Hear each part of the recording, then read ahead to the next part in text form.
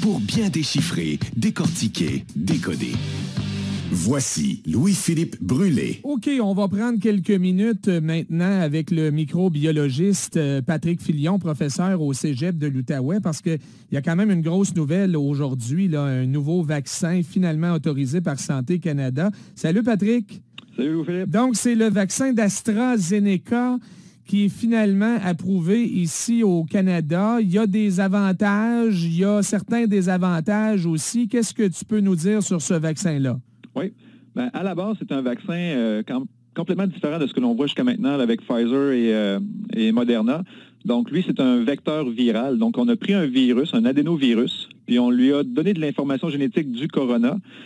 Ce virus-là, donc, va nous infecter, mais ne pourra pas se reproduire. Donc, on a modifié un petit peu le virus. Et, dans le fond, ce que ça va provoquer, c'est le virus amène avec lui l'information du corona et on produit des protéines contre le coronavirus. Fait que c'est une approche différente. Maintenant, le vaccin comme tel est un petit peu moins efficace que Pfizer et Moderna. Donc, ça, c'est peut-être un désavantage. On parle de, ça dépend des pays, des données qu'on a reçues, mais c'est entre, on va dire, 65 et 85 % d'efficacité. Donc, c'est un petit peu moins que les deux autres. Par contre, ça, c'est un gros avantage. On peut le conserver à des températures moins froides. Donc, ça peut être conservé, par exemple, au frigo. Donc, pour les vaccinations à domicile et tout ça, ça va être un vaccin qui va être plus facile à déplacer dans les divers endroits, puis peut-être dans les régions éloignées où on n'a pas justement accès à ces fameux congélateurs de moins Là, ça devient intéressant là, pour les gens à mobilité réduite, très réduite, qui sont à la maison aussi. Là, il y en a, moi, qui m'écrivent en disant « Hey, je pourrais jamais amener ma mère de 92 ans au Palais des Congrès. Là, c'est ultra compliqué. » Alors, peut-être que ça devient une option à ce moment-là.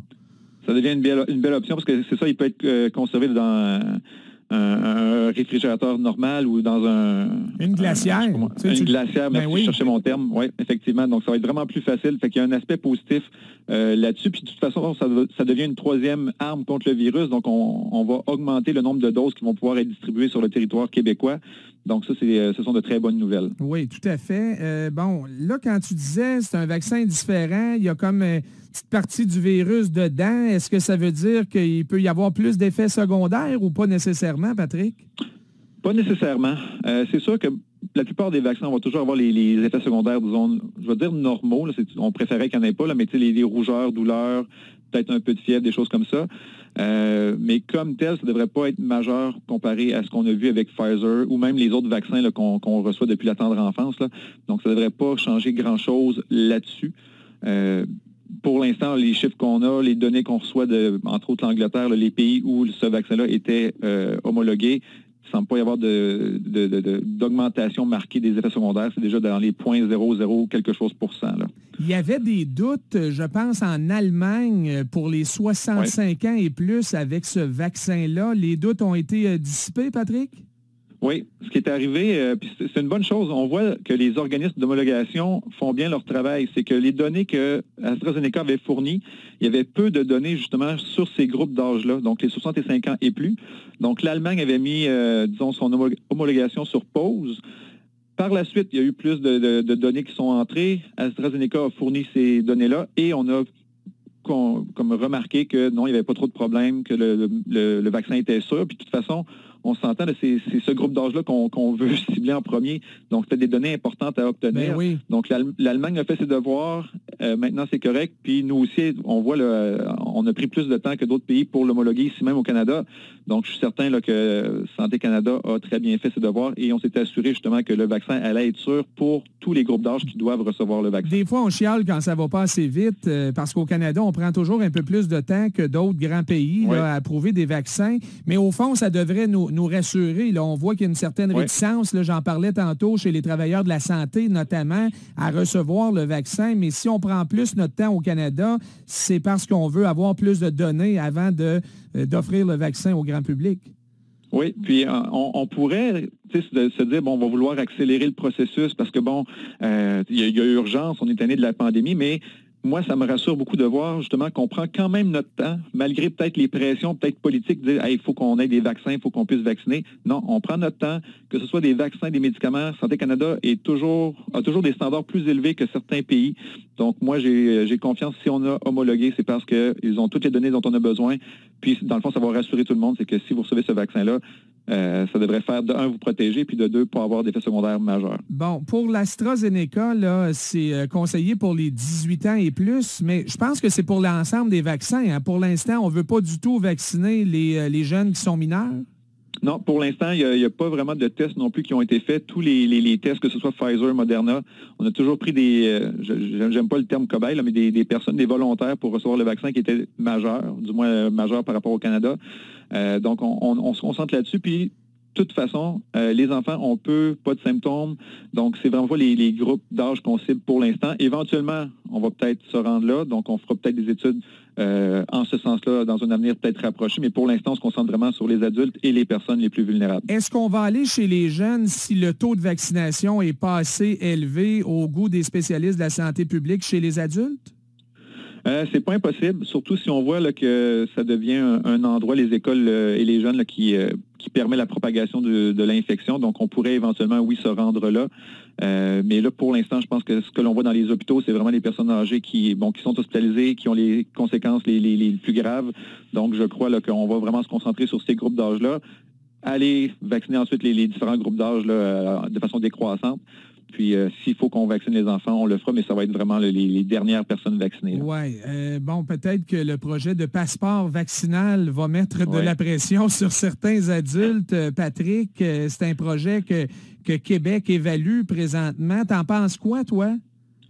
Oui. Écoute, je regarde ce qui se fait en Israël. Eux le font. Donc, si tu as reçu tes 2 doses de vaccin, tu reçois une fiche quelconque là, qui assure que tu as été vacciné. Donc, en Israël, par exemple, si on va aller voir des spectacles, aller au cinéma, il faut montrer cette preuve-là. Maintenant, au Québec, on étudie cette possibilité-là. Encore une fois, bon, il y a des pour et des contre à des approches comme celle-là, mais ça serait rassurant de savoir, par exemple, bon, on pourrait réouvrir les salles de spectacle. Si on va aller voir les Sens ou moi, les Canadiens, donc on pourrait aller toi, les dans Canadiens. Des endroits. Bon. Fait que t'as pas eu une bonne semaine, mon Patrick. Ouais. Non, là, je suis en dépression totale. T'as pas choisi la meilleure semaine pour faire ton coming out, toi, là. Non, mais c'est là qu'on voit que je suis quand même un partisan fier. Mais c'est ça, si on veut aller dans des endroits où il y a plus de gens, si on sait que tout le monde est vacciné, ben c'est plus rassurant, puis on peut le faire en toute sécurité. Donc, il y a un aspect positif à ça. Oui. Mais en même temps, on dit que la vaccination n'est pas obligatoire, mais là, si les gens veulent voyager, veulent aller voir des spectacles, ça deviendrait obligatoire. Fait que on joue un petit peu sur les mots. C'est pas obligatoire, mais si tu veux avoir accès à des activités, il faudra que tu aies tes vaccins. Donc, ce serait sûrement contesté devant les tribunaux si jamais on va là. Ça, on verra avec des spécialistes en temps et lieu. Mais moi, je reçois déjà, tu sais, les gens disent, hey, c'est une bonne idée au fond. Mais il y a des réticences. Il y a des gens qui m'écrivent, entre autres, bon, il y a plein d'aînés qui n'ont pas de téléphone intelligent. C'est encore une fois eux autres qui seraient punis. Oui, donc là, il faudrait trouver une alternative, peut-être un bracelet qu'on peut mettre autour du poignet, comme une espèce de bracelet médical.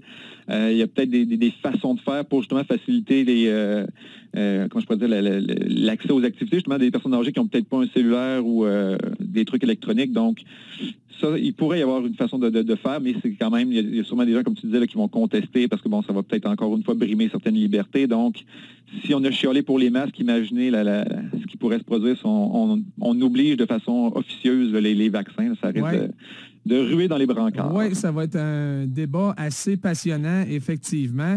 Merci beaucoup, Patrick. On va s'arrêter là pour aujourd'hui. Je t'écoute lundi parce que je serai en congé, donc tu seras avec mon collègue Mathieu Loca. Puis écoute, bonne chance à tes Canadiens en fin de semaine. Merci. Salut. Au revoir. Oui, midi 43, il y a Marc qui m'avait écrit justement en disant « Ouais, mais si j'ai un téléphone puis je le perds ou je le brise, effectivement, ça prendrait un plan B. Là. Le téléphone et peut-être un bracelet pour les gens qui n'ont pas de téléphone. On verra comment ça va se déployer. On n'a pas beaucoup de temps, mais par texto, on a une question, Benoît? Oui, il y a Francine qui nous a écrit « Je suis d'accord avec le passeport vaccin. Tu ne veux pas le vaccin, point d'interrogation, ben ça va risquer de rendre les autres malades. » Bon. C'est ce qu'elle nous a écrit. Alors là, il faut dire 2 choses. Si vous ne voulez pas le vaccin, ça veut dire que s'il y a un passeport vaccinal, vous seriez limité dans vos activités de 1. Maintenant, il faut comprendre. Le vaccin vous protège contre les complications du virus COVID-19, mais réduit votre charge virale également. Vous pouvez le donner à quelqu'un d'autre, mais avec le vaccin, il y a bien moins de chances que vous le donniez à quelqu'un d'autre. Si vous l'attrapez, parce que le vaccin ne vous donne pas le virus.